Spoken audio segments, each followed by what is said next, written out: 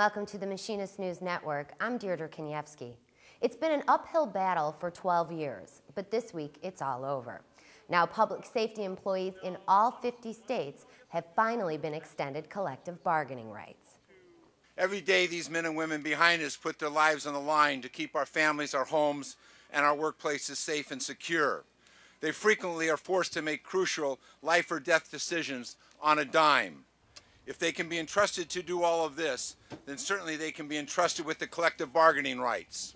Every year, more than 21,000 police officers and 75,000 firefighters are injured on the job. Collective bargaining gives police and firefighters a voice in improving working conditions so they can do their very difficult jobs and then return safely to their families. House Speaker Nancy Pelosi called the vote a victory for the men and women who protect America. The bill, which grants all first responders across the nation collective bargaining rights, passed with a bipartisan vote of 314 to 97. 75% of the members of the Congress of the United States said, "We honor you. We honor your service. We honor your contribution. And in honoring you, we want to make sure that your voice is able to be heard." But it took more than a decade to get this legislation passed. Bill sponsor, Congressman Bill Kildee, originally introduced this proposal in the mid-90s.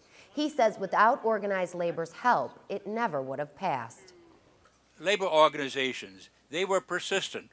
When we introduced this 12 years ago in 1995, you grew and you grew your numbers. You added names, never let anyone get off, added new members as they came in until finally we reached that magic number.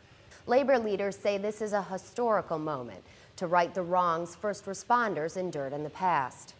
Officers could be fired on a whim, and many have been. Their salaries were set without any input from the rank and file officers. Decisions were made by management about equipment, about our lives, without any meaningful input from our members, the men and women who serve in those communities. And this legislation is more than just history. It's finally the United States Congress, in a bipartisan fashion, seeing that a group of unbelievable workers who are dedicated to their communities and the citizens every hour of every day, who never second guess what they're going to do when the bells hit or an alarm sounds. They're going to respond, are finally afforded what every other worker in this country has basically enjoyed for almost 8 decades. Lawmakers say this legislation protects those who protect America. Every single first responder who was first on the scene on September 11th, 2001 was a union member. I think they did pretty well that day.